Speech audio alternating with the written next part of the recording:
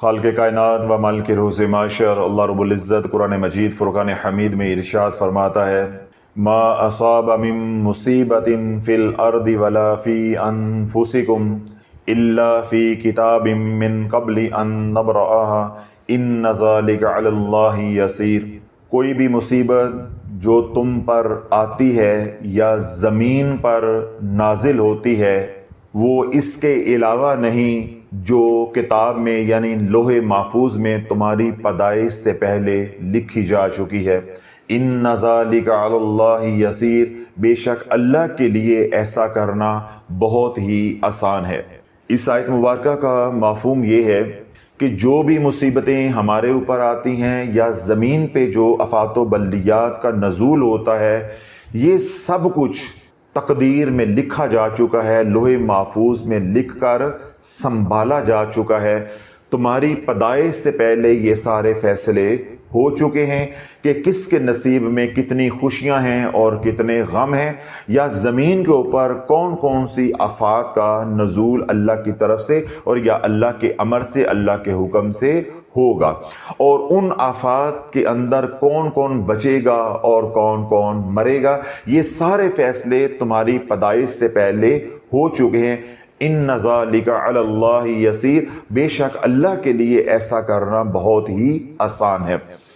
اب قرآن مجید فرقان حمید کی اس آیت مبارکہ کو سامنے رکھیں تو یہ بات ہمارے اوپر عیاں ہو جاتی ہے کہ میرے ساتھ زندگی میں کیا ہونا ہے یہ سب کچھ لکھا جا چکا ہے، یہ سب کچھ لکھا جا چکا ہے۔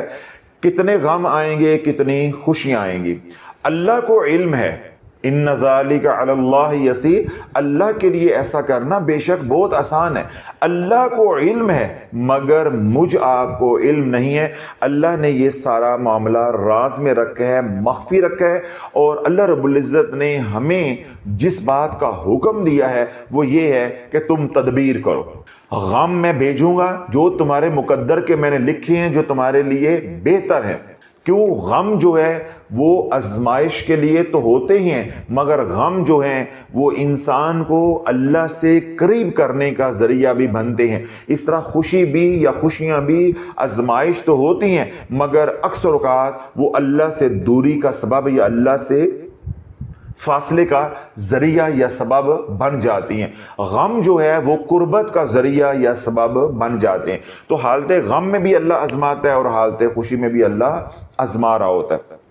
اب ہمارے ذمہ اللہ نے کیا لگایا ہے کہ میں اگر غم بھیجوں گا، تکلیفیں بھیجوں گا جو کہ تمہارے اپنے اعمال کی وجہ سے ہوں گی، تمہارے اپنے کرتوتوں کی وجہ سے ہوں گی، تمہارے اپنے گناہوں کی وجہ سے ہوں گی، تم نے ان غموں کے اندر کیا کرنا ہے یہ بھی اللہ نے بتا دیا ہے۔ ان پریشانیوں، آفات و بلیات کے اندر تم نے کیا کرنا ہے یہ بھی بتا دیا ہے، اور ان سے بچنے کے لیے کیا کرنا ہے یہ بھی اللہ نے بتا دیا ہے۔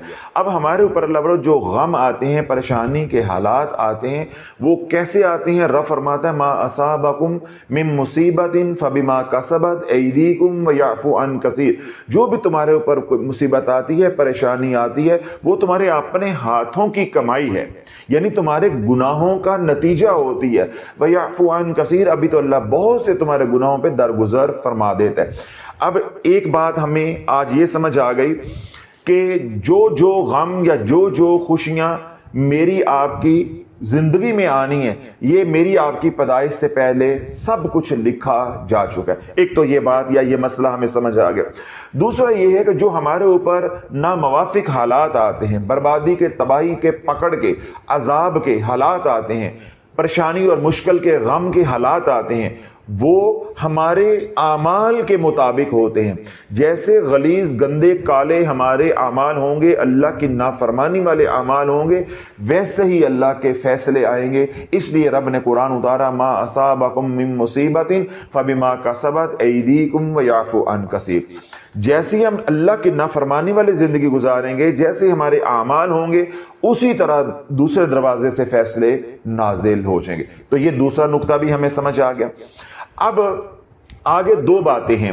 ایک یہ ہے کہ برے حالات میں ہم پھنس گئے تو اب کیا کریں، اور دوسری بات یہ ہے کہ ابھی ہم برے حالات میں نہیں پھنسے تو اللہ نہ کرے برے حالات ہمارے اوپر آ جائیں تو ہم نے بچنا کیسے ہے؟ تو دونوں کے لیے اللہ نے تدبیر اختیار کرنے کا حکم دیا ہے۔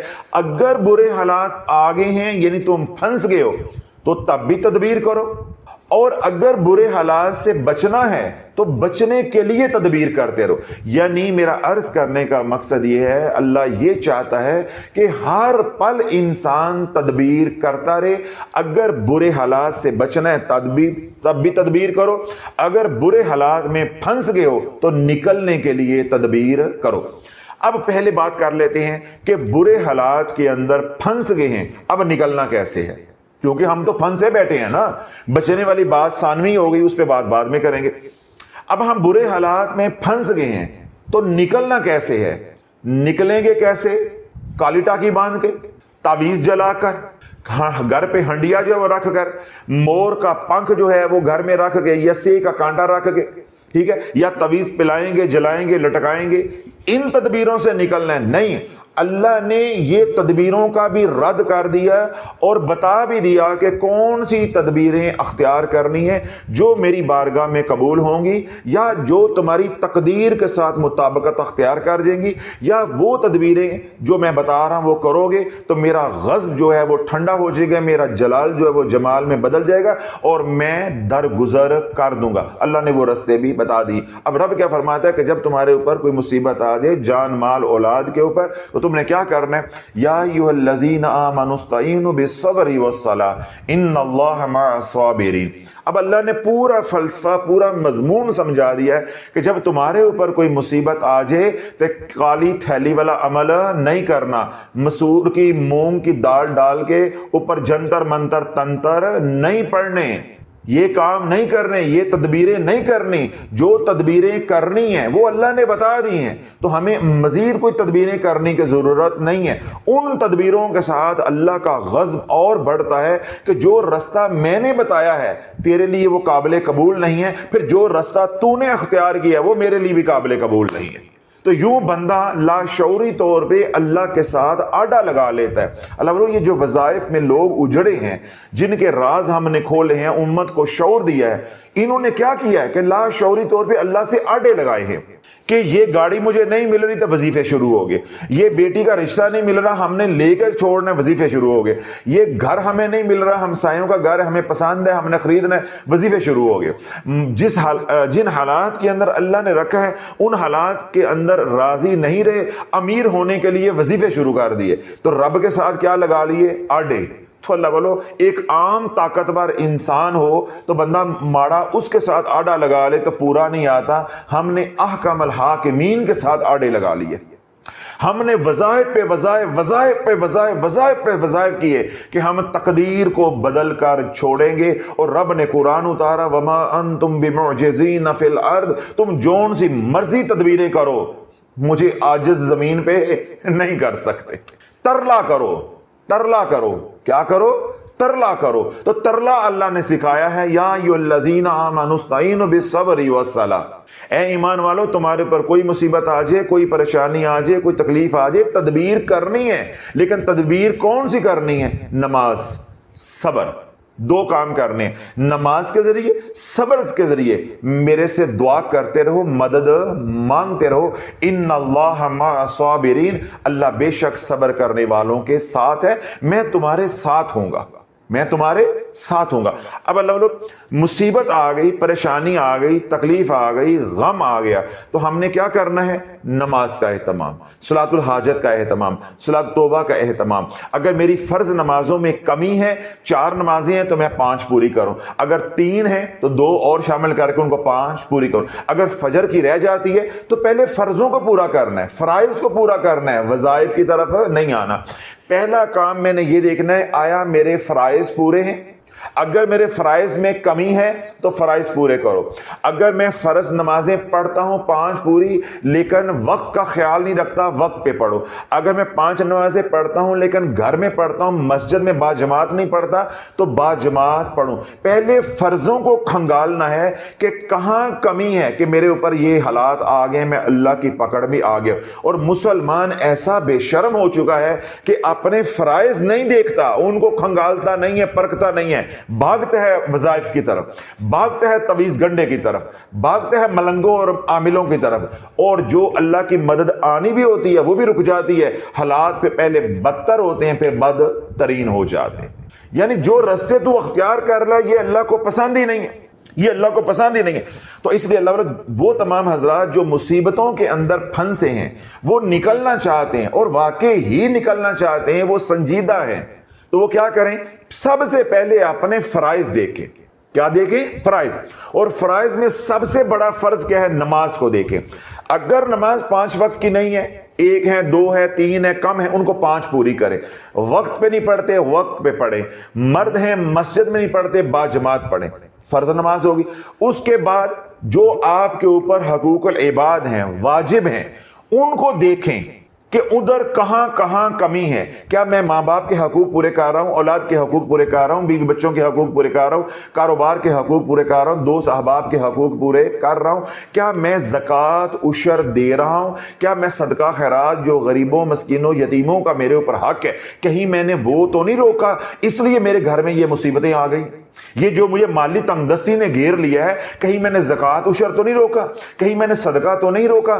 یہ میرے اوپر جو بیماریاں ٹوٹ پڑی ہیں یا میرے اوپر جادو کا وار چل گیا ہے، کہیں میں نے ماں باپ کی بد دعائیں تو نہیں لے لی، میں نے ماں باپ کو ناراض تو نہیں کر لیا، کہیں میں نے بیوی بچوں کی بد دعائیں تو نہیں لے لی کہ میں ان حالات میں جکڑا گیا ہوں؟ تو پہلے دیکھنا ہے فرض اور دیگر فرائض۔ فرض میں نے بتا دیا نماز، پھر دیگر فرائض جو آپ کے ذمے حقوق اللہ ہیں یا حقوق العباد ہے، پھر دیکھنے جو آپ کے ذمے باتیں واجب ہیں ان کو دیکھنا ہے، پھر دیکھنا ہے جو اعمال سنت ہیں، یعنی میں کہیں سنتوں سے دور تو نہیں ہو گیا۔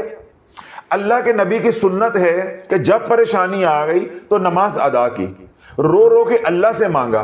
تو میں کیا کر رہا ہوں؟ میں تویز گنڈا کر رہا ہوں، میں ہانڈیاں چڑھا رہا ہوں، میں مور کے پنکھ رکھ رہا ہوں، میں تویز جلا رہا ہوں، پلا رہا ہوں، کبھی اگے شاہ کے پاس، کبھی کرن شاہ کے پاس، کبھی سجے شاہ کے پاس۔ کیا یہ میرے ساری کام، میری حرکتیں کیا سنت کے ساتھ مطابقت رکھتی ہیں؟ نہیں رکھتی۔ اگر نہیں رکھتی تو اس پہ توبہ کرنی ہے۔ اس طرح میں نے بتایا حقوق العباد کا معاملہ ہے، جہاں جہاں کمی ہے اس کو ختم کرنا ہے، اور ساتھ ساتھ نماز اور صبر کے ذریعے اللہ سے مدد مانگتے رہو۔ انشاءاللہ العزیز اللہ کی مدد آ کے رہے گی۔ اللہ کا وعدہ ہے ان اللہ مع الصابرین، کہ بے شک اللہ صبر کرنے والوں کے ساتھ ہے۔ پھر اللہ کی بشارت ہے فَإِنَّ مَعَ الْعُسْرِ يُسْرًا إِنَّ مَعَ الْعُسْرِ يُسْرًا، کہ بے شک تنگی کے بعد آسانی ہے، بے شک تنگی کے بعد آسانی ہے۔ ایک مضمون کو، ایک بات کو اللہ نے 2 بار دہرایا ہے۔ اس کے اندر پیغام اور بشارت، خوشی کی خبر یہ ہے کہ اگر صبر کر لو گے، میرے نبی کے طریقے پہ چلو گے، نماز اور صبر کے ذریعے میرے سے دعائیں کرتے رہو گے، مدد مانگتے رہو گے، ایک غم دوں گا پھر 2 خوشیاں بھی دوں گا، تاکہ جب 2 خوشیاں ملیں تمہارے غموں کا ازالہ ہو جائے گا، تم غم بھول جاؤ گے۔ یہ سارا پیکج تب ملے گا جب اللہ کی مان کے چلیں گے اور نبی علیہ الصلوۃ والسلام کے طریقے پہ چلیں گے۔ ہانڈیوں والے کام کریں گے، کالی تھیلی، نیلی تھیلی، پیلی تھیلی، چٹی تھیلی والے چکر میں پڑیں گے، دبانا، پلانا، لٹکانا، جلانا، ان کاموں میں پڑیں گے، یا کھبے شاہ کے در پہ، سجدہ شاہ کے در پہ، کرنٹ شاہ کے در پہ، وہ ایک آ گیا نیا بیٹری شاہ کے در پہ جاؤ گے تو جڑے تواڈے 2 سرکٹ ہے نہیں، اللہ وہ بھی کٹ دے گا، وہ بھی فیوز ہو جائیں گے، کلی طور پہ برباد ہو جاؤ گے۔ اگر تو مصیبتوں کے اندر آ گئے ہیں تو میں نے کیا بتایا ہے کہ یہ سارا پیکج آپ نے لینا ہے، اپنے فرائض پرکھنے ہیں، اپنے واجبات پرکھنے ہیں، اپنی سنتیں پرکھنی ہیں، حقوق العباد ہیں، حقوق اللہ، ان سب پہ نگاہ ڈالنی ہے۔ تو اللہ والوں ساتھ صبر کرنا ہے اور اللہ سے مدد مانگتے رہنا ہے۔ ہمارے ایک ساتھی ہیں، میں اب ان کا نام نہیں لینا چاہتا، وہ دعوت اسلامی کے ساتھ جڑے ہوئے تھے۔ آپ کو معلوم ہے کہ وہاں پہ تویز دھاگا عام ہے، ان لوگوں نے مسجدوں کے اندر بھی تویز دھاگا پہنچا دیا۔ وہ تویز دھاگے کے اندر جو ہے وہ پڑ گئے، حریص ہو گئے، جیسے انہوں نے کہا وہ ان کے عقیدت مند ہے، وہ چلتے رہے۔ آخر کرتے کرتے وہ رسالے والی سرکار شف 2 کے پاس بھی پہنچ گئے۔ شف ایک 1 ہے نا، ایک شف 2 ہے، وہ اس کے پاس بھی پہنچ گئے۔ انہوں نے یا کہارو کا عمل بھی شروع کر دیا۔ اب توجہ کے ساتھ بات سنیے گا، کیا کر دیا؟ پہلے غلط ملت وظائف دعوت اسلامی سے لے کر کرتے رہے، گھروں میں تویز منگواتے رہے، جو مساجد میں وہ لوگ تویز دیتے ہیں وہ کرتے رہے، جو پڑھنے کے لیے بتاتے رہے وہ کرتے رہے، اجڑتے گئے۔ رئی سے ہی کسر جو ہے شف 2 نے نکال دی کہ یا کہارو پڑھو, پانی میں پاؤں ڈال کے کالی تھیلی والا عمل کرو, مونگی ڈالو, بادام ڈالو, سونگی ڈالو, اوپر یہ پڑھو تو یہ دباؤ تو یہ کرو تو یوں ہو جائے گا, وہ عمل کر لیا, ساتھ یا کہارو شروع ہو گیا. اور بھی کئی اعمال چل رہے تھے. اس کا نتیجہ کیا نکلا کہ جس کمرے کے اندر بیٹھ کے وہ اعمال کرتے تھے وہ کمرہ اتنا رجت کا شکار ہو گیا, وہ کہنے لگے کہ حضرت صاحب ہم اس کمرے کے اندر نہیں جا سکتے تھے. ایک کمرے میں بیوی اعمال کر رہی ہے اور دوسرے کمرے میں ماشاءاللہ میاں صاحب اعمال کر رہے ہیں, اور کبھی ایک کمرے میں دونوں کٹھے اعمال کر رہے ہیں. ایک گھر ہے, گھر ایسا جو ہے وہ جہنم کا گڑھا بن گیا. اب وہ گھر کے اندر رہ نہیں سکتے, خود بیمار, بیوی بیمار, بچے بیمار, کاروبار اتنا اللہ نے اچھا دیا, بھی نوجوان ہے, سب کچھ برباد ہونا شروع ہو گیا. لیکن ان کا اخلاص تھا, کوئی ان کی نیکی تھی یا کسی کی دعا تھی پیچھے. سوشل میڈیا دیکھتے دیکھتے غالباً ان کی اہلیہ کی یا ان کی اپنی نظر پڑ گئی, انہوں نے شافعی کا بیان سن لیے. جب شافعی کے بیان سنے, جوں جوں سنتے گئے تو آنکھ کھلتی گئی, تو آنکھ کھلتی گئی. انہیں کہانی سمجھ آ گئی کہ ہمارے پہ جادو کسی نے نہیں کیا, یہ جو ہمیں تسبیح پکڑائی گئی ہے جادو ہو گیا, جادو ہو گیا, جادو ہو گیا, یہ سب فراڈ ہے. مسلمان پہ جادو ہوتا ہی نہیں. شافعی یہی تو روتا ہے, اگر ہوتا ہے تو ختم ہو جاتا ہے. کبھی پکے فرش پہ بھی پانی ٹھہرا ہے, اللہ والا مسلمان کی مت ہی ماری گئی ہے. تیرا ایمان پکا ہو جائے, تیرے پہ جادو ٹھہر ہی نہیں سکتا. تقدیر کا لکھا وار چلے گا جو اللہ نے لکھا ہوا ہے, لیکن وہ ٹھہرے گا نہیں. جس طرح پکے فرش پہ پانی نہیں ٹھہرتا, اس طرح پکے ایمان کے اوپر جادو نہیں ٹھہرتا. تیری توحید سیدھی ہو جائے گی, تو حضور کا غلام بن جائے گا, تیرے پہ جادو کا وار دن رات چلے گا, اللہ اثر نہیں ہونے دے گا. جادو کا وار کس کے امر سے چلتا ہے؟ اللہ کے امر سے. الا باذن اللہ. تو مؤثر بھی اللہ کے امر سے ہونا ہے. اگر چلا اللہ رہا ہے, اللہ کے امر سے چل رہا ہے, تو اللہ روکنے پہ بھی قادر ہے, تو اللہ روک کے بھی دکھا دے گا. بات کیا ہے کہ بھروسہ اللہ کے اوپر ہو, بھروسہ اللہ پہ ہو. جب انہوں نے ساری باتیں سنی, بیانات سنتے رہے, تو ان کی بیوی کہنے لگی کہ یہ جس رستے پہ ہم چل رہے ہیں نا, یہ رستہ ٹھیک نہیں ہے.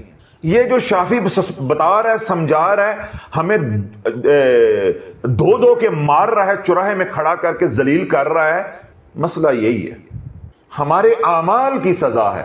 اب آجو دوبارہ پیچھے قرآن پہ, ما اصابکم من مصیبت فبما کسبت ایدیکم. یہی قرآن ہے نا کہ جو تمہارے اوپر مصیبت آتی ہے تمہارے اپنے ہاتھوں کی کمائی ہے. کس قرآن کی آیت میں آیا کہ وظیفے پڑھو؟ مولویوں پیروں نے بدبختوں نے امت کو چورن بیچا ہے کہ یہ ثواب ہے, یہ اللہ کا ذکر ہے. ان بے شرموں کو یہی بات معلوم نہیں ہے کہ قرآن اور معاملہ ہے, اللہ کا ذکر اور معاملہ ہے, اوراد و وظائف اور معاملہ ہے. انہوں نے اوراد و وظائف کو ذکر بنا دیا, پھر ذکر کا لفظ استعمال کر کے ان کو قرآن بنا دیا کہ یہ پڑھو اس کا یہ ثواب ہے, یہ پڑھو اس کا یہ ثواب ہے. نہ وہ حدیث میں آیا, نہ وہ قرآن میں آیا, نہ صالحین کی زندگیوں کے ثابت ہے. پاؤں جوڑ کے جھوٹ بولے انہوں نے. اور جب شافعی نے امت کو بتایا کہ بولو, کس وقت اللہ کے نبی جن کے اوپر یہ آیت اتری ہے, لا الہ الا انت سبحانک انی کنت من الظالمین, بدر کے اندر جتنا کڑا وقت آیا ہے اتنا کڑا وقت مدینے میں دوبارہ نہیں آیا. تو اللہ کے نبی نے وہاں 1.25 لاکھ آیت کریمہ کیوں نہیں پڑھا؟ تو بڑے بڑے بے شرم بھی جو تھے, یعنی جو شرم کھانے والے نہیں تھے, جب شافعی نے یہ سوال کیا, او بھی منہ تے کپڑا پا کے پتلی گلی جو نکل گئے نے, بھائی شافعی نہ پورے اسی نہیں آ سکتے. میرے نبی نے حالت سجدہ میں جا کے دعا کی, یا حی یا قیوم برحمتی کا استغیث, اللہ سے رحمت مانگی. اور اللہ کے نبی علیہ الصلوۃ والسلام کو معلوم نہیں تھا کہ مشکل وقت کے اندر آیت کریمہ پڑھنا ہے. صحابہ بھی موجود ہیں, سارے مل کے پڑھتے, 313 صحابہ ساتھ تھے حضور علیہ الصلوۃ والسلام کے ساتھ. ان کے لیے 1.25 لاکھ پڑھنا کون سا مشکل تھا؟ کوئی مشکل تھا؟ مدینہ سے جب نکلے ہیں 100 کلومیٹر بدر کو جانا ہے, رستے میں پڑھتے جاتے 1.25 لاکھ مکمل ہو جانا تھا. تو اللہ کے نبی نے پڑھایا نہیں, بدر میں جا کے اللہ سے مدد مانگی, یا حی یا قیوم برحمتک استغیث. جب ہم نے آئینہ دکھایا تو جو بے شرم کر قسم کے بھی لوگ تھے نا, وہ بھی منہ تے کپڑا پا کے نکل گئے چپ کر کے. سمجھ آ گئی؟ اب جب انہوں نے بیانات سنے, انہوں نے کیا کیے؟ بیانات سنے, انہیں بات سمجھ آ گئی, ما اصابکم من مصیبت فبما کسبت ایدیکم, یہ تو مصیبتیں ہم نے اپنے ہاتھوں سے کمائی ہیں. جب اللہ نے وظائف کا حکم ہی نہیں دیا تو اسی کیڑے پاسے لگے ہیں, اسی کیڑے پاسے لگے ہیں. ایک ادھر بیٹھ کے پڑھ رہے، ایک ادھر بیٹھ کے پڑھ رہے، پڑھتے جا رہے ہیں اور اجڑتے جا رہے۔ اللہ نے ہدایت دینی تھی، اللہ نے ان پہ کرم کرنا تھا۔ میں نے جس طرح بتایا کسی کی دعا تھی یا ان کی کوئی نیکی تھی، اللہ نے کرم کر دیا۔ اب انہوں نے وظائف چھوڑ دیے، بیانات سننا شروع کر دیے۔ پھر جو میں بتاتا ہوں کہ 5 اعمال کرنے ہیں، وہ 5 اعمال کیے۔ پھر اگلے بیانات آئے، ان کے اندر میں نے سمجھایا کہ بھائی یہ تدبیر ہے، یہ کیا ہے جو 5 اعمال بتاتا ہوں، یہ تدبیر ہے، ہونا وہی ہے جو تقدیر میں ہے۔ تو اللہ کو منا لو تو ان تدبیروں کے اندر اللہ کامیابی ڈال دے گا۔ اور اللہ کو منانے کا کیا ہے کہ اپنے فرائض پہ توجہ دو۔ کسی کا حق کھایا ہے، کسی کا پیسہ دبایا ہے، زکوٰۃ عشر ہے، ان کو جا کے منا لو۔ سر رکھو گے سجدے میں، سجدے سے سر اٹھاؤ گے، اللہ رجت سے نکال دے گا۔ مجھے اتنی خوشی ہوئی، وہ آئے، آ کر کہنے لگے حضرت صاحب ہم نے آپ کے بیانات سنے، پہلے ہم نے سارے وظائف بند کیے، ہمارا گھر جو تنور بن چکا تھا، جن کمروں میں ہم نہیں جا سکتے تھے، ہم نے وہ گھر چھوڑا۔ ہم سمجھ گئے آپ کے بیانات سے کہ ہمارے ساتھ ہوا کیا ہے، یہ ہمارے اپنے ہاتھوں کی کمائی ہے۔ ہم نے گھر چھوڑا، ہم نے کہا نکلو ادھر سے، کرائے کا گھر لیا کہ بجائے ہم ادھر جنگ لڑتے رہیں، بچے مروا لیں، پاس قریب ہی جو ہے کرائے کا گھر لیا۔ اس کے بعد ہم نے 5 اعمال جو آپ نے بتائے ہیں، امت کو بتاتے ہیں، وہ ہم نے 5 اعمال کیے۔ پھر اگلے بیانات میں آپ نے بتایا کہ جب تک جن لوگوں کے حق دبائے ہیں وہ حقوق العباد پورے نہیں کرو گے، اللہ کو نہیں مناؤ گے، ناک نہیں رگڑو گے، تم رجت سے نکل نہیں سکتے۔ جس طرح پچھلے دنوں میں نے بیانات کرنا سمجھایا کہ رجت کو سمجھنا ہے تو آسان مثال یہ ہے کہ ہاتھی کے پاؤں کے نیچے چونٹی آ گئی ہے، نکل سکتے ہو اپنی کوشش سے، تدبیر سے، تو نکل جاؤ، مجھے کوئی اعتراض نہیں ہے۔ اور اگر عقل میں نہیں آتا تو یہ تو عقل میں آتا ہے کہ ہاتھی کو بنانے والا کون ہے اور چونٹی کو بچانے والا کون ہے۔ اگر تو سمجھ آتی ہے تو پھر اس کو پکارو تو وہی ہاتھی کو ہٹا دے تو تم بچ جاؤ، ورنہ سمجھ لو کہ ہاتھی تمہارے ساتھ کیا کرے گا۔ سمجھ آ گئی؟ تو یہ باتیں جب بیانات کے اندر آئیں، ان کو یہ ساری باتیں سمجھ آئی، مجھے اتنی خوشی ہوئی۔ وہ کیا کہنے لگے، حضرت صاحب میں پھر ان بھانجیوں بتیجیوں کے پاس گیا جو میرے سے چھوٹی ہیں۔ بھانجی بتیجی کا کیا مطلب ہے؟ چھوٹی ہے۔ میں ان کے پاس گیا اور جا کے میں یہ نہیں کہا کہ مجھے معاف کر دو، میں آدھا گھنٹہ ان کے پیر پکڑ کے رویا ہوں، ان کے پاؤں پکڑ کے رویا ہوں۔ وہ پھوپھیاں، وہ تائیاں، یہ وہ اس طرح کچھ رشتہ دار بتا رہے تھے، ان کا میں نے 12 لاکھ روپیہ دینا تھا، میں نے دبایا ہوا تھا لڑائی کی وجہ سے، غصے کی وجہ سے۔ میں نے جا کے معافیاں مانگی ہیں، ان کو راضی کیا ہے، کھانے کھلائے ہیں، اور ساتھ 12 لاکھ روپیہ ان کے گھر دے کر آیا ہوں کہ آج کے بعد میری کوئی ناراضگی نہیں۔ جب انہوں نے خوشی سے کہہ دیا، میرا ماتھا چوما، سر چوما، پیار دیا کہ بیٹے ہم آپ کے ساتھ ناراض نہیں ہیں، بس اس وقت غصے میں تم نے کر لیا، ہمارا پیسہ دبا لیا، جب تمہیں احساس ہو گیا اب ہمارے دل میں کوئی ملال نہیں، ہمارا دل صاف ہو گیا۔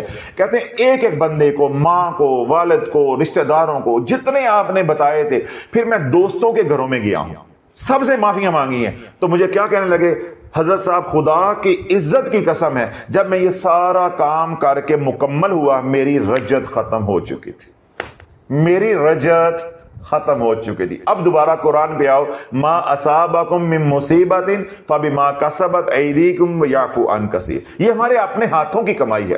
ہم نے وہ تدبیریں کر لی تھی بچنے کے لیے جو اللہ نے بتائی ہیں، یا ایھا الذین آمنوا استعینوا بالصبر والصلاۃ ان اللہ مع الصابرین۔ ہم نے نماز کے ذریعے، قرآن کی تلاوت کے ذریعے، صبر کے ذریعے، ٹھیک ہے، تدبیر کرنی تھی، اللہ سے مدد مانگنی تھی۔ ہم نے کیا کیا، ہم لگ گئے چڑھاوے چڑھانے پہ، چادریں چڑھانے پہ، دیگیں پکانے پہ، یا لوگوں کے حق دبانے پہ۔ جو ادھر سے بچ گئے وہ تعویذات پہ لگ گئے، جو تعویذات پہ بچ گئے وہ وظائف پر لگ گئے، اور اللہ کو مزید ناراض کرتے گئے۔ پھر رجت کے اندر امت ایسی پھنسی ہے کہ اب نکلنے کا راستہ نظر نہیں آ رہا۔ تو اللہ یہ ساری باتیں میں نے آج دوبارہ اس لیے سمجھائی ہیں کہ وہ حضرات جو پہلی بار یہاں آئے ہیں یا سوشل میڈیا پہ سن رہے ہیں، اگر آپ یہ سمجھتے ہو کہ میں نے حالات کے اندر سے نکلنا ہے جن میں میں پھنس گیا ہوں، تو پہلے فرائض کے اوپر نگاہ ڈالو، ان کو پورا کرو، پھر جو آپ کے ذمہ واجب ہے ان کو درست کرو، پھر سنتیں ان کو درست کرو، حقوق اللہ ہے یا حقوق العباد ہیں، ہر طرف معاملات اپنے اللہ سے اور اللہ کی مخلوق سے درست کرو۔ اس کے بعد نماز پڑھو، صبر کرو اور اللہ سے دعا کرتے رہو، انشاءاللہ اللہ کی مدد آ کر رہے گی۔ اب جب حکم آ گیا صبر کا، ایک حکم آ گیا نماز کا، یا ایھا الذین آمنوا استعینوا بالصبر والصلاۃ، ایک حکم آ گیا نماز کا اور ایک حکم آ گیا صبر کا۔ صبر اللہ والو اس وقت تک نہیں آئے گا جب تک ادھر اللہ اللہ نہیں ہوگی. الا بذکر اللہ تطمئن القلوب. دل کو سکون آئے گا اللہ کے ذکر سے. محض میرا بیان سن کے وقتی افاقہ ہوگا. جب ذکر نہیں کرو گے تو صبر نہیں آئے گا. اب سامنے اپنے پیارے کی لاش پڑی ہے، صبر آ جائے گا. گھر کھانے کے لیے روٹی نہیں ہے، صبر آ جائے گا. باہر دروازہ کوئی توڑ ہے کہ میرا قرضہ واپس کرو، صبر آ جائے گا. بیٹیاں جوان بیٹھی ہوئی ہیں، صبر آ جائے گا. اس طرح بیٹیاں روٹ کے گھر آ کے طلاق لے کے بیٹھ گئی ہیں یا ناراض ہو کے بیٹھی ہیں تو گھر بیٹیوں کو دیکھ کے صبر آ جائے گا؟ نہیں آئے گا. تو اس صبر کے لیے کیا ہے؟ اللہ کا ذکر. اس صبر کے لیے کیا ہے؟ اللہ کا ذکر. جب تک ذکر نہیں ہوگا تو صبر نہیں ہوگا. جب تک صبر نہیں ہوگا تو اللہ کی مدد نہیں آئے گی. یہ ساری باتیں جڑی ہوئی ہیں. دوبارہ دوہرا دیتا ہوں کہ اس کو صبر آنا ہے. الا بذکر اللہ تطمئن القلوب. جب اللہ کا ذکر کرتے رہو گے تو صبر آئے گا. وظیفے نہیں، میں لفظ ذکر استعمال کر رہا ہوں. جس طرح پیشواؤں نے آپ کا بیڑا غرق کیا ہے کہ وظائف کو ذکر بنا دیا ہے، میں لفظ ذکر استعمال کر رہا ہوں. ذکر اور چیز ہے، وظائف اور چیز ہے. جب ذکر کرتے رہو گے، اللہ اللہ کرتے رہو گے، اللہ کو اس کے پیارے ناموں سے پکارتے رہو گے تو اس کا نفع کیا ہوگا؟ اس قلب کو قرار آ جائے گا، سکون آ جائے گا. جب سکون آ جائے گا اب ہوش و حواس میں ہوگے، اپنی نروز کے اوپر قابو رکھو گے. اللہ سے سجدے میں سر رکھ کے نمازیں پڑھ کے سجدے کر کے اللہ کو مناتے رہو گے، مدد کرتے رہو گے. اور میں نے ابھی کیا کہا؟ رب فرماتا کہ میرا وعدہ ہے ان اللہ مع الصابرین، کہ میں تمہارے ساتھ ہوں. پھر رب نے بشارت دی فإن مع العسر یسرا، ان مع العسر یسرا، کہ تنگی ہے تو اس کے بعد آسانی ہے. اگر میں نے تنگی دی ہے تو اس کے بعد آسانی ہے. اللہ نے بشارتیں دی ہیں تو انشاءاللہ پھر اللہ کی مدد آ کر رہے گی. تو اب جو صبر ہے، صبر کی بنیاد ہے ذکر. اور ذکر ہم نے کیا کرنا ہے؟ اللہ سے ہم نے مدد جب مانگنی ہے تو ذکر کے ذریعے، اور وہ ذکر کرنا ہے یا سلام اور یا شافیو. اللہ کے یہ دو نام ہیں. جس طرح یا رحمانو یا رحیمو اللہ کے دو نام ہیں، ان کا کوئی متبادل نہیں ہے 99 صفاتی ناموں کے اندر. گناہوں کو معاف کروانا یا گناہوں کو نیکیوں میں بدلوانا ہو تو یا رحمانو یا رحیمو کا کوئی متبادل 99 ناموں کے اندر نہیں ہے. اسی طرح عافیت چاہیے، سلامتی چاہیے، خیر چاہیے، برکت چاہیے، اور ہمیشہ کے لیے خوشحالی چاہیے. بیماریوں سے بچنا چاہتے ہیں، آفات و بلیات سے بچنا چاہتے ہیں، نقصانات سے بچنا چاہتے ہیں، غموں سے بچنا چاہتے ہیں تو یا سلامو یا شافیو کا کوئی متبادل نہیں ہے ان تمام 99 صفاتی ناموں میں. ان 99 صفاتی ناموں میں کوئی متبادل نہیں ہے. گنڈے شاہ دے، اگے شاہ دے، پیچھے شاہ دا تبیز معاذ اللہ متبادل بن جائے گا. کیسی ہماری مت ماری گئی. یا رحمان یا رحیمو کا کوئی متبادل ہے؟ اللہ کے ناموں میں کوئی متبادل نہیں ہے. اسی طرح اللہ کی پکڑ کے لیے یا جبارو یا قہارو، اس کا کوئی متبادل ہے؟ جیسے اس کی پکڑے ہیں وہ کسی اور کی پکڑے نہیں ہیں. جیسے وہ درگزر کرتا ہے ایسے کوئی اور درگزر مخلوق میں کر نہیں سکتا. اس طرح یا سلام یا شافی، جس طرح وہ شفا دیتا ہے یا جس طرح وہ سلامتی اور عافیت اور خیر دیتا ہے، ہر طرح کے حالات برے سے محفوظ رکھتا ہے. ہماری جان کو، ہمارے مال کو، ہماری اولاد کو، ہماری عزت کو محفوظ رکھتا ہے، حفاظت فرماتا ہے. کوئی اور یہ کر نہیں سکتا. اسی طرح میں نے کہا کہ یا اللہ یا سلام یا اللہ یا شافیو، یہ جو دو نام ہیں اللہ کے، یا سلام یا شافیو، ان کا بقیہ جو 99 صفاتی نام ہیں ان میں کوئی متبادل نہیں ہے. اگر اپنی زندگی کی سلامتی چاہتے ہو، صحت کی سلامتی چاہتے ہو، ہر عضو کی سلامتی چاہتے ہو کہ یا اللہ مرتے دم تک میں صحیح سالم رہوں، میں محتاج کسی کا نہ ہوں، کوئی میرا جو ہے جسم کا عضو جو ہے وہ نکارا نہ ہو، میں فالج سے بچ جاؤں، شوگر سے بچ جاؤں، ہارٹ اٹیک سے میں بچ جاؤں، کینسر سے بچ جاؤں، کسی بھی مرض سے بچ جاؤں جو مجھے متاثر کرے. اسی طرح میں قرض سے بچ جاؤں، ذلت سے میں بچ جاؤں، چوری ڈکیتی سے میں بچ جاؤں، اولاد کی جو نافرمانی کا غم ہے اس سے میں بچ جاؤں. یعنی جتنے بھی آفات و بلیات ہیں جن کو ہم گن بھی نہیں سکتے، یا جتنے بھی غم ہیں جن کو ہم گن بھی نہیں سکتے، یا وہ آفات و بلیات یا وہ غم جو میری تقدیر میں لکھے جا چکے ہیں، جنہوں نے میرے اوپر نازل ہو کر رہنا ہے، اللہ ان سے بھی مجھے سلامتی عطا فرما دے. تو ذکر کرو یا اللہ یا سلام یا اللہ یا شافیو. جب یہ والا ذکر کرو گے اللہ کے دو ناموں کا پھر آئے گا صبر. تو جب کرو گے صبر تو پھر آئے گی اللہ کی مدد. یہ ہے کل طریقہ, یہ ہے روڈ میپ, یہ ہے مکمل ٹریک جس کے اوپر ہم نے چلنا ہے. یہ ہے کامیابی کا رستہ کہ ابتدا ہوگی توبہ سے, جسے میں نے بتایا کہ جو گناہ ہیں پہلے گناہوں کو درست کرو. کوئی پریشانی آ گئی کہیں بھاگنے کی اگے شاہ پیچھے شاہ کے پاس ضرورت نہیں ہے. پہلے اپنے معاملات اللہ کے ساتھ مخلوق کے ساتھ درست کرو. اس کے بعد کیا کرنا ہے؟ ذکر, تاکہ پہلے اپنے آپ کو ہوش تو ہو کہ میں نے پاگل نہیں ہو جانا. تو ذکر میں آ جاؤ, یا اللہ یا سلام یا اللہ یا شافی. اس کے بعد سجدوں میں چلے جاؤ, یعنی نماز کا اہتمام کرو, نوافل پڑھو, سجدے میں سر رکھ کے اللہ سے مانگو, ساتھ صدقہ خیرات کرو, انشاءاللہ اللہ کی مدد آ کر رہے گی. تو یہ مکمل جو ہے وہ روڈ میپ ہے. پہلے توبہ, جو کمیاں کوتاہیاں ہیں ان پہ توبہ, اس کے بعد اللہ کا ذکر, اس کے بعد صدقہ خیرات اور نماز. یعنی یہ 4 آپ نے کام کرنے ہیں. انشاءاللہ اللہ کی مدد آ کر رہے گی, آ کر رہے گی, آ کر رہے گی. جن حالات کے اندر آپ پھنسے ہیں, جس بمر کے اندر آپ الجھے ہوئے ہیں, اللہ آپ کو سلامتی کے ساتھ, خیر کے ساتھ آپ کو نکال کر دکھائے گا, اور آپ کو صبر کی دولت بھی اللہ عطا فرمائے گا. جب صبر آپ کو آ جائے گا, اللہ کی رضا پہ راضی ہو جاؤ گے. ادھر آپ اللہ کی رضا پہ راضی ہوگے, ادھر جو ہے وہ فیصلہ اللہ کا آپ کے حق میں بدل جائے گا. یعنی فیصلہ آپ کے حق میں آ جائے گا, جیسے آپ چاہو گے ویسا ہی ہو جائے گا. جب تک آپ اللہ کی رضا میں راضی نہیں ہوں گے, بے صبری کا مظاہرہ کرتے رہو گے, اللہ ذلیل کرتا جائے گا. اس آزمائش کو, اس امتحان کو اللہ لمبا کرتا جائے گا. پھر شافی کے در پہ آ کر روئیں گے, حضرت صاحب 25 سال ہو گئے ہیں, ساڈے تے حالات نہیں بدل دے. حضرت صاحب 45 سال ہو گئے ہیں, ساڈے تے حالات نہیں بدل دے. نہیں بھائی, قیامت تک تیرے حالات نہیں بدلنے. کیوں؟ جس رستے پہ چل کے حالات بدلتے ہیں تو نے وہ رستہ ہی نہیں پکڑا. اللہ نے رستہ دیا ہے قرآن میں کہ صبر, صبر سے پہلے ذکر, ذکر کر, ذکر سے پہلے توبہ. اب تیرا سفر شروع ہونا تھا توبہ سے, تو نے سفر شروع کیا تویز دھاگے سے. سفر شروع ہونا تھا توبہ سے, تو نے سفر شروع کیا وظائف سے. تیرے اوپر اللہ کی مدد کیسے آ جائے؟ تو اب ساری زندگی وظیفے پڑھے گا, ذلیل ہوگا.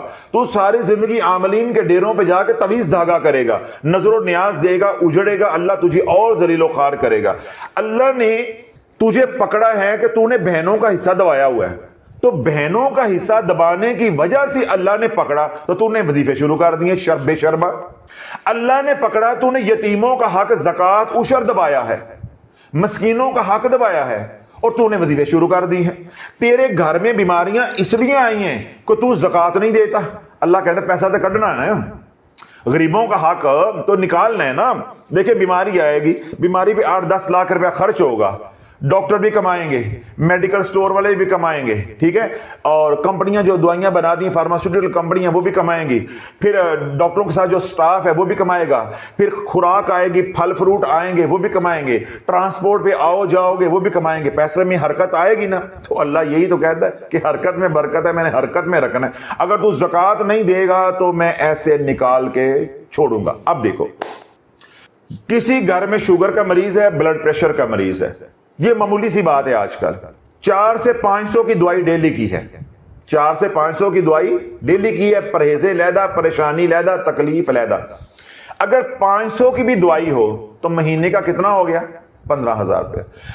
ہر 2-3 مہینے کے بعد ڈاکٹر کے پاس جا کے چیک کروانا ہے, ٹیسٹ کروانا ہے. جو 8-10 ہزار کے ٹیسٹ ہوں گے وہ علیحدہ ہے. جو لیبارٹری سے شوگر ہر ہفتے چیک کروانی ہے وہ علیحدہ. گھر جو سوئیاں مار مار کے چیک کرنی ہے وہ تکلیف علیحدہ ہے. سارے معاملات ہیں, ان سب کو ایک طرف کر دو. آپ اوسطن صرف دیکھو کہ 500 روپیہ روز کا ٹیسٹ بھی, ڈاکٹر کی فیس بھی, لیبارٹری کے اخراجات بھی, ٹرانسپورٹ کے اخراجات بھی, سب کچھ 500 میں ڈال دو, جو کہ ممکن نہیں ہے لیکن ڈال دو. تو 15,000 مہینے کا ہو گیا. 15,000 مہینے کا بھرا جا رہا ہے, تکلیف بھی برداشت کی جا رہی ہے. زکوٰۃ نہیں دینی, عشر نہیں دینا, صدقہ نہیں دینا. یہ میں نے ایک مثال دی ہے. تو جن کے گھروں میں کرونک پیشنٹس ہیں, کینسر کے پیشنٹ ہیں, لیور سروسس کے پیشنٹ ہیں, ایک دن کا 5-6 ہزار روپیہ خرچ ہے. وہ مریض جو سٹیبل ہو چکے ہیں, جو ہسپتالوں میں پڑے, ان پہ تو لاکھوں لگ رہا ہے. ہارٹ کا مریض ہے, 1,000-1,200 کی دوائی ڈیلی کی کھا رہا ہے, ڈیلی کی کھا رہا ہے. ڈاکٹروں کی فیس ہے, لیبارٹری ٹیسٹ, باقی ٹرانسپورٹیشن, آنا جانا, چیک اپ کروانا وغیرہ وغیرہ سارا نکال دو، صرف 1000 روپے کی ایوریج روزانہ کی دوائی ہے، 30,000 روپے کی دوائی ہارٹ کا مریض کھا رہا ہے مہینے کی، اور سال کا 2,36,000 روپیہ بنتا ہے، وہ بھر رہا ہے، لیکن کروڑ کے اوپر 2.5 لاکھ روپیہ زکوٰۃ ہے، او دے کے راضی نہیں، وہ دے کے راضی نہیں ہے۔ تو اللہ بولو ہمارا نظام ہی غلط ہے، جس رستے پہ ہم چل رہے ہیں ہم نکل ہی نہیں سکتے قیامت تک۔ تو اس لیے میں نے بتایا کہ اگر مصیبتوں کے اندر پھنس گئے ہو، بیماریاں ہیں، پریشانیاں ہیں، جادو ٹونا ہے، رجت ہے، یا دیگر مصائب جنہوں نے آپ کو گھیرا ہوا ہے، تو سب سے پہلے توبہ، اس کے بعد ذکر، اس کے بعد کیا ہے صبر، اور ساتھ کیا ہے سجدوں میں سر رکھ کے دعائیں اللہ سے مانگنا ہے۔ یہ 4 کام جو میں نے بتائے ہیں یہ اس ترتیب سے چلیں گے۔ ایک ترتیب پٹھی سیدھی نہیں ہو سکتی کہ پہلے جو ہے وہ سجدے میں سر رکھ لیں تو توبہ بعد میں کر لیں گے، یا پہلے جو ہے ہم ذکر شروع کر دیں اور جن کے حق دبائے ہوئے ہیں بعد میں دیں گے، نہ نہ نہ، جس طرح شافعی نے بتایا ہے یہ ترتیب ہی ایسی ہے۔ ذکر نفع دے گا ہی اس وقت جب پہلے توبہ کرے گا، اللہ ذکر کی توفیق ہی نہیں دے گا، اور ذکر کرو گے تو صبر اللہ دے گا ہی اس وقت جب تیرا پچھلا کھاتا سارا صاف ہوگا۔ غریبوں کی آہیں، مسکینوں کی آہیں، بہنوں کی بددعائیں تیرے پیچھے ہیں، ماں باپ کی جو ہے بددعائیں آہیں تیرے پیچھے ہیں، اور تو وظیفے پڑھ کے سمجھ رہا میں کامیاب ہو جاؤں گا، میں کامیاب ہو جاؤں گا۔ پہلے ماں باپ روٹھے ان کو منا، جن کے حق کھائے ان کو منا، بہنوں کو حصے دبائے ان کو حصے دے، زکوٰۃ عشر دبایا ہے وہ کلیئر کر، معاملات کو کلیئر کر، اس کے بعد یا اللہ یا سلام یا اللہ یا شافیوں کا ذکر کر، اللہ تیرے ہوش و حواس سیدھے کر دے گا۔ اس کے بعد کیا ہے صبر اللہ دے گا، جب صبر آ جائے گا تو حوصلے میں ہوگا، پھر تو سجدے میں سر رکھ کے ہر نماز کے بعد، نفل نمازوں کے بعد یا ویسے سجدے میں قرآن کی تلاوت کرتے ہوئے، اللہ کا ذکر کرتے ہوئے پھر اللہ سے مدد بھی مانگ، یا اللہ میں کمزور ہوں، مجھے ان حالات سے نکال دے۔ اور جب اللہ صبر دے دے گا، اللہ صبر کے ساتھ تیری دنیا بھی پھیرتا جائے گا اور تیری آخرت بھی بناتا جائے گا۔ اب یہ تیرے اوپر عذاب نہیں رہ جائیں گے برے حالات، یہ تیرے اوپر آزمائش بن جائیں گے، یعنی دنیا میں اللہ نے تکلیف دی لیکن اللہ نے آخرت بھی عطا کر دی۔ اللہ کے نبی علیہ الصلوۃ والسلام کا ارشاد پاک ہے جس کی جان مال اولاد ایمان کے اوپر کسی طرح کی مصیبت آئی، اس نے اس کے اوپر صبر کیا، اللہ اس کے 300 درجات کو بلند کر دے گا۔ صحابہ نے پوچھا یا رسول اللہ ایک درجے کا دوسرے درجے سے کتنا فاصلہ ہے؟ تو حضور علیہ الصلوۃ والسلام نے ارشاد فرمایا جتنا زمین و آسمان کے درمیان فاصلہ ہے اتنا فاصلہ ایک درجے کا دوسرے درجے تک ہے۔ تو اس طرح کے عالی شان تیرے اللہ 300 درجات کو بلند کرے گا اگر تو توبہ کرے گا، اللہ کا ذکر کرے گا اور صبر کرے گا۔ جب صبر کرے گا تو اتنے درجات آخرت میں ملیں گے، اور اس کی خیرات ایک جھلک اللہ دنیا میں ڈال دے تو اللہ تیری دنیا میں سیدھی کر دے گا۔ تو یہ مکمل روڈ میپ ہے، پورا طریقہ کار ہے اگر آپ نے آزمائشوں سے پریشانیوں سے نکلنا ہے۔ ایک یہ بات ہوگی۔ اب تصویر کا یہ والا رخ ہے دائیں طرف والا، وہ حضرات جن کو اللہ نے اسودہ زندگی دی ہوئی ہے، انہیں پریشانیاں لاحق نہیں ہیں، لیکن وہ حفظ ما تقدم کے طور پہ چاہتے ہیں کہ جیسے اللہ نے آج ہمیں سکھی رکھا ہوا، اللہ نظر بد سے بچائے، مرتے دم تک جو ہے ہمارے نین پرین جو ہے وہ سالم رہیں، ہم کسی کے محتاج نہ ہوں، نہ مالی طور پہ، نہ بدنی طور پہ، نہ وقتی طور پہ، کسی طرح کی محتاجی نہ ہو، نہ ہماری اولاد کی ہو، نہ ہمارے گھر بار کی ہو۔ تو وہ یہ ذکر کرتے ہیں یا اللہ یا سلام یا اللہ یا شافی یا اللہ یا سلام یا اللہ یا شافی، اللہ کبھی بھی ان کو تتی ہوا لگنے نہیں دے گا۔ یہ تو مختصر بات تھی، اس لیے میں نے اس کو روکا ہوا تھا کہ اس کے اوپر مزید کلام کرنے کی ضرورت نہیں ہے، کہ جن کو اللہ نے اسودہ زندگیاں دی ہوئی ہیں، جیسی وہ اللہ کی فرما برداری والی، حضور کی غلامی والی زندگی گزاریں، اللہ ان کو استقامت عطا فرمائے، وہ اس رستے پہ چلتے رہے، 5 وقت کی نماز پڑھیں، خضری عمل کا حصار کریں، سارا دن کملی والے پہ درود پڑھیں، رات سونے سے پہلے ایک تسبیح استغفار کی کریں، رزق حلال کمائیں اور کھائیں، اور آنکھوں کی حفاظت کریں، اور ساتھ ہر نماز کے بعد ایک تسبیح یا اللہ یا سلام، اور ایک تسبیح یا اللہ یا شافی، اور ایک تسبیح صلی اللہ علی محمد استغفر اللہ، صلی اللہ علی محمد استغفر اللہ۔ اللہ بڑا جس نے یہ 3 تسبیحوں کا ذکر پکڑ لیا، اب اس کو کسی اور ذکر کی ضرورت نہیں ہے اور نہ کسی اور وظیفے کی ضرورت ہے۔ بقیہ جتنا وقت مل جاتا ہے وہ درود پاک پڑھو، استغفار کرو، قرآن کی تلاوت کرو، کوئی وظیفہ نہیں کرنا۔ یہ جو میں نے ذکر دیا ہے اس کو اپنے دل کو تسلی دینے کے لیے کہہ لو کہ یہ وظیفہ ہے، کیونکہ جب تک لفظ وظیفہ میں استعمال نہیں کروں گا ہان اٹھانڈ نہیں پہنی، کیونکہ اتنے حریص اور لالچی ہو چکے ہیں ہم. تو اس کو اب میں ذکر کہہ رہا ہوں، حقیقت میں یہ ذکر ہے، لیکن آپ سمجھ لو کہ میں نے آپ کو وظیفہ دیا ہے تاکہ آپ کے ہاں کو ٹھنڈ پڑ جائے، آپ کی تسلی ہو جائے. تو اس کے علاوہ آپ نے کوئی کام نہیں کرنا. جو لوگ جن کی ہم نے پہلے بات کی ہے، جو مصیبتوں کے اندر، رجت کے اندر، پریشانیوں کے اندر، بیماریوں کے اندر، قرضے کے اندر، لڑائی جھگڑوں کے اندر، جادو ٹونے کے اندر پھنسے ہوئے ہیں، وہ کیا کریں گے؟ سب سے پہلے اپنے معاملات کو کلیئر کریں گے، یعنی توبہ. اس کے بعد ذکر کریں گے یا اللہ یا سلام یا اللہ یا شافی صلی اللہ علیہ محمد استغفر اللہ، ہر نماز کے بعد ایک ایک تسبیح. اس کے بعد کیا ہے؟ صدقہ خیرات کریں گے، اور ساتھ جو ہے نماز کا نفلوں کا اہتمام کریں، اللہ سے مدد طلب کرتے رہیں. وہ 4 اعمال یہ کریں گے. تو جو لوگ پہلے سے خوشحال ہے الحمدللہ، 5 اعمال جو میں امت کو بتاتا ہوں وہ کر رہے ہیں، وہ ذکر کے طور پہ یعنی اپنی انشورنس کے لیے، آنے والے حالات برے سے بچنے کے لیے وہ پڑھیں گے ایک ایک تسبیح، یا اللہ یا سلام یا اللہ یا شافی، اور ایک تسبیح درود پاک کی. پھر وہ حضرات جو بہت زیادہ مصروف ہے، جن کے پاس وقت نہیں ہے، کیا ہے؟ جن کے پاس وقت نہیں ہوتا، وہ یہی تسبیح صبح و شام کر لیں، ان کو رعایت ہے. لیکن یہ نہیں کریں کہ ہم کرتے نہیں ہیں.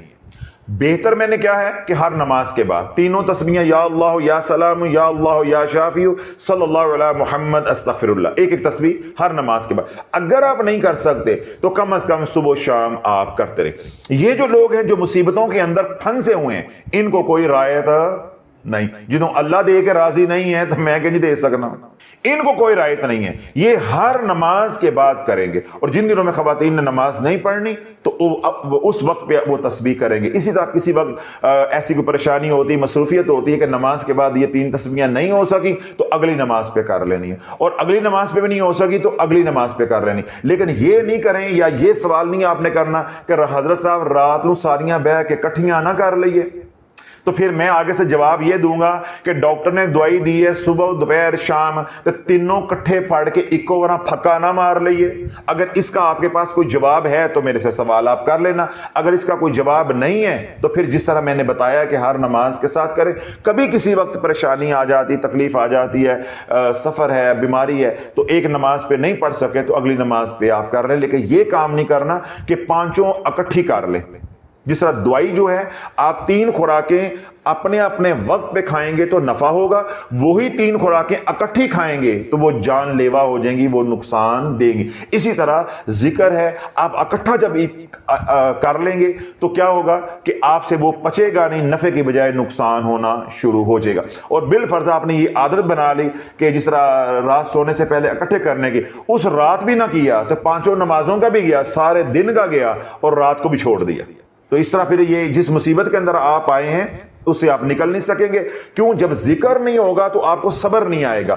جب صبر نہیں آئے گا تو آپ کبھی ادھر بھاگو گے، کبھی ادھر بھاگو گے، کبھی میں نے جس طرح پہلے بھی کہا، کبھی کرنٹ شاہ کے پاس، کبھی یگے شاہ کے پاس، دوبارہ تویز دھاگے کی طرف. کیوں؟ جب انسان پریشان ہوتا ہے، اپنی پریشانی کا اظہار کرتا ہے، پھر ہر بندہ اس کو مشورے دینے والا ہوتا ہے، تو اللہ پھر آپ دوبارہ الجھ جاؤ گے. انہی الجھنوں سے تو آپ کے نکالنے کے لیے طریقہ بتا رہا ہوں. تو وہ نکلیں گے آپ صبر کے ذریعے. تو صبر کی بنیاد ہے ذکر. تو ذکر کرتے رہو گے تو دل کو قرار رہے گا، صبر رہے گا. آپ اللہ سے مدد طلب کرتے رہو گے اور اللہ کی بارگاہ میں اعتراف کرتے رہو گے کہ یا اللہ میں تیری رضا پہ راضی ہوں. تو اللہ یہ یا اللہ یا سلام ہمارے سلسلہ علیہ قادریہ شافیہ کا یہ اسم اعظم ہے، یا اللہ یا شافی. الحمدللہ لاکھوں لوگوں نے اس کو پڑھا ہے. ختم شریف جو لوگ پڑھتے ہیں الحمدللہ، جو مریدین ہیں، تو اس میں یا اللہ یا سلام یا اللہ یا شافی، یہ دونوں جو اسم اعظم ہے اس میں آتے ہیں.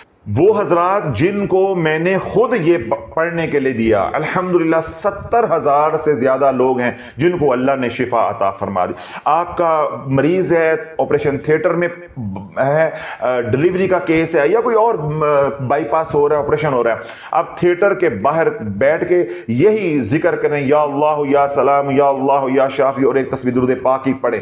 اللہ بولو یہ 3 تسبیحاں ابھی مکمل نہیں ہوں گی، خیر کی خبر انشاءاللہ اندر سے آ جائے گی. تھانہ کچہری ہے، مصیبت کوئی پریشانی آ جاتی ہے، کوئی تکلیف آ جاتی ہے، یہ 3 تسبیحاں پڑھیں. ابھی یہ 3 تسبیحاں مکمل نہیں ہوں گی، اللہ کا کرم آ جائے گا. اس طرح گھر میں لڑائی جھگڑا ہو جاتا ہے، یہ 3 تسبیحاں شروع کر دیں.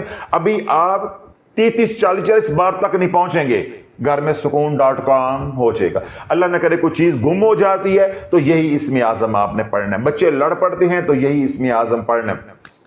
کسی کی صلح کروانی ہے تو تب بھی یہی اسم اعظم آپ نے پڑھنا ہے. باہر کاروبار کی کوئی ایمرجنسی آ جاتی ہے, کوئی لڑائی جھگڑا بازار میں ہو جاتا ہے, دکان پہ آفس میں ہو جاتا ہے, تو یہی اسم اعظم یا اللہ یا سلام یا اللہ یا شافی صلی اللہ علی محمد استغفر اللہ. ایک ایک تسبیح ان تینوں کی کرنی ہے. ایمرجنسی میں گننے کی ضرورت نہیں ہے, نہ ہاتھ میں تسبیح کی ضرورت ہے, کھلا پڑھیں گے. اور جب آپ ان مصیبتوں سے نکل جائیں پھر آپ کیا کریں کہ ایک بار رات کو اور ایک بار رات سونے سے پہلے, ایک بار دن کو اور ایک بار رات سونے سے پہلے یہ عمل ساری زندگی کرتے رہیں. جس طرح ان لوگوں کو میں نے بتایا ہے, یہ جو پھنسے ہوئے ہیں, آپ لوگ بھی جو ہے صبح بھی بعد نماز فجر یا اللہ یا سلام یا اللہ یا شافی صلی اللہ علی محمد استغفر اللہ, ادھر رات سونے سے پہلے بھی یہ 3 تسبیحاں کر کے سوئیں گے. انشاءاللہ اللہ بقیہ زندگی جو ہے وہ پرسکون ہو جائے گی. اللہ آزمائشوں سے, برے حالات سے آپ کو محفوظ رکھے گا. اگلی اور آخری بات, یا اللہ یا سلام کلی طور پہ جمالی نظام ہے. یہ جمالی اسم مبارک ہے. صلی اللہ علی محمد جمالی, استغفر اللہ جمالی, یہ پورا نظام جمالی ہے. کوئی شرط لاگو نہیں ہے, کوئی کسی بھی قسم کی شرط, کوئی کڑا, کوئی حصار, کوئی شرط لاگو نہیں ہے. جب چاہو, جیسے چاہو, جس حال میں ہو, وضو کے ساتھ, بغیر وضو, پاکی ناپاکی, ہر حال کے اندر, سفر حضر کے اندر, کھلا پڑھو, گن کے پڑھو. ہر طرح یہ مفید ہے اور ہر طرح یہ محفوظ ہے اور ہر طرح آپ کو اس کی اجازت ہے. پہلا تو ڈر آپ کے ذہن سے یہ میں نے نکال دیا, کیونکہ میری کوشش بھی یہ ہوتی ہے کہ وہی اعمال امت کو بتائے جائیں جن کے ساتھ شرائط لاگو نہیں ہوتی, کیونکہ امت شرائط کی طرف تو آتی نہیں ہے. اور اگر شرائط میں اونچ نیچ کریں گے تو پہلے کم برباد ہوئے, مزید بھی جو ہے وہ برباد ہو جائیں. تو یہ وہ عمل ہے جس کے ساتھ کسی بھی قسم کی کوئی شرط لاگو نہیں ہوتی. دوسرا یہ ہے, وہ حضرات جن کے گھروں میں مریض ہیں, یہ صرف ان کے لیے بات ہے, جن کے گھروں میں مریض ہیں یعنی بیمار لوگ ہیں, وہ کیا کریں گے کہ سادے پانی کا ایک گلاس رکھ لینا ہے. جب بھی نماز کے بعد یہ پڑھیں تو پڑھ کے پانی پہ دم کر کے وہ پانی بھی پیتے رہنا ہے. کیونکہ جب آپ پڑھ لیں گے, اپنے ہاتھوں پہ پھونک ماریں گے, اس کے بعد آپ نے اتارا کرنا ہے. اتارا میں نے پچھلے دنوں بھی سکھایا ہے کہ آپ نے دونوں ہاتھوں پہ پھونک مار کے ایسے, یہ جتنی بھی ہیلنگ انرجی اس پہ آئی ہے یہ ساری آپ نے لے کر یہاں سے پیشانی سے شروع کریں گے. ایسے پہلے سر کا اتارا پیچھے کی طرف کریں گے, ملنا نہیں ہے, اتارنا ہے آگے سے پیچھے کی طرف. پھر چہرے کا کریں گے, پھر آپ چھاتی کا, سینے کا کریں گے, بازوؤں کا کریں گے, آگے کریں گے, جہاں جہاں تک ہاتھ جاتا ہے اوپر سے نیچے کی طرف. یوں ملنا نہیں ہے, ملیں گے تو اور بیمار ہو جائیں گے, نیگیٹو انرجی جو ہے وہ اور پھیلے گی. اس کو ہم نے یوں اتارنا ہے, نیچے کی طرف جاڑنا ہے. ٹھیک ہے, یہ اتارا ہو گیا. اس کے بعد پانی پہ جو دم کیا ہو وہ پانی آپ نے پی لینا. جو اثرات جادو کے, نظر بد کے, حسرت کے, وار کے اندر گئے ہیں یا گناہوں کی وجہ سے نیگیٹو انرجی اندر ہے, جب پانی پیتے جاؤ گے وہ پانی سرایت کرتا جائے گا. انشاءاللہ اللہ شفاء کاملہ عاجلہ عطا فرما دے گا. سر درد سے لے کے الحمدللہ کینسر تک کے مریضوں نے اس اسم اعظم سے شفا پائی ہے. اب میں بات کو کھولنا نہیں چاہتا, وہ تمام حضرات جو سر درد سے لے کے کینسر تک کسی بھی مرض میں مبتلا ہیں, چاہے عورتیں ہیں, مرد ہیں, بچے ہیں, بڑے ہیں, آرتھرائٹس کا مسئلہ ہے, مائیگرین کا مسئلہ ہے, ایپیلیپسی کا مسئلہ ہے, خواتین کے ایام کا مینسٹرول سائیکل کا مسئلہ ہے, اس طرح انوانٹڈ جو ہے وہ غیر ضروری بال جو ہے ان کا مسئلہ ہے, موٹاپے کا مسئلہ ہے, سمجھ آ گئی, اس طرح کسی کے کڈنی سٹون ہے, لیور سیروسس کا مسئلہ ہے, پروسٹیٹ کا مسئلہ ہے. اس طرح خواتین ہیں یا مرد ہیں ان کو گلٹیاں بنی ہیں, رسولیاں ہیں, خواتین ہیں ان کی چھاتیوں میں رسولیاں ہیں, بچہ دانی میں واٹر بیگز ہیں, رسولیاں ہیں, فلوپین ٹیوبز ہے, اولاد کا مسئلہ ہے, مرد ہیں نامردی کا, جنسی طاقت کا مسئلہ ہے, سپرم کاؤنٹ پورا نہیں ہے. اس طرح خواتین ہیں ان کے ایگز نہیں بنتے, ان کے اپنے مسائل, کسی طرح کے مسئلے کے اندر آپ پھنسے ہوئے ہیں, یا اللہ یا سلام یا اللہ یا شافی. اس کے بعد ایک تسبیح درود پاک کی صبح, اور اسی طرح تینوں تسبیحاں جو ایک ایک رات کو کریں. اور جو مصیبتوں کے اندر پھنسے ہوئے ہیں وہ ہر نماز کے بعد کریں گے. پھر میں نے بتایا پہلے اپنا حصار کرنا ہے, اپنی نیگیٹو انرجی اتارنی, اس کے بعد جو پانی پہ دم کیا ہے وہ پانی پئیں. یہ ایسا عمل ہے ان پڑھ مریض بھی کر سکتا ہے، بستر پہ لیٹا ہوا جو مریض ہے وہ بھی کر سکتا ہے، اور اللہ نہ کرے کسی کے گھر میں ایسا مریض ہے جو کوما کے اندر ہے، یعنی جو بول ہی نہیں سکتا، تو اس کو کوئی دوسرا مریض پڑھ کر، دوسرا شخص جو ہے وہ پڑھ کر، اس کا اٹینڈنٹ جو ہے پانی پہ دم کر کے دے دے، اور اس کو ویسے بھی دم کرتا رہے، اس کے لیے دعا بھی کرتا رہے۔ تو یہ عمل اللہ والو اپنی زندگی کا حصہ بنا لو، اگر پریشانیوں سے نکلنا ہے تب بھی، اور آئندہ مستقبل میں کوئی پریشانی سے بچنا ہے تب بھی۔ یہ عمل میرے لیے بھی ہے، آپ کے لیے بھی ہے، یہ عمل جو ہے جو حضرات پریشان ہیں ان کے لیے بھی ہے، اور یہ عمل ان کے لیے بھی ہے جن کو اللہ نے خوشیاں عطا کی ہیں۔ آپ کو بھی اجازت ہے، دنیا بھر میں جو سوشل میڈیا پہ لوگ سن رہے ہیں تمام کو اجازت ہے، دوبارہ اس عمل کی سوشل میڈیا کے ذریعے کسی بھی طریقے سے اجازت لینے کی ضرورت ہرگز نہیں ہے۔ آپ کریں، ساتھ صدقہ خیرات کریں، اللہ پاک آپ کو جو ہے سکھوں والی زندگی عطا فرمائے، اسودہ زندگی عطا فرمائے، شفا والی، صحت والی، سلامتی والی، برکت والی زندگی عطا فرمائے۔ جب آپ کو اس عمل کے نفع نظر آئیں، معجزات نظر آئیں، تو ہمیں بھی دعاؤں میں یاد رکھیں، اور اس عمل کو ساری امت تک پہنچائیں۔ کیوں؟ یہ عمل جو ہے سکھیوں کے لیے بھی ہے، اور یہ عمل دکھیوں کے لیے ہے۔ کیوں؟ جو ہم عمال بتاتے ہیں ان میں کیا ہوتا ہے کہ جو سننے والا وہ کہتا ہے یہ تو میری ضرورت نہیں، مجھے تو یہ دکھ ہی نہیں ہے۔ تو میں نے کیا کہا کہ یہ عمل ایسا ہے کہ دکھیوں کے لیے بھی ہے اور سکھیوں کے لیے بھی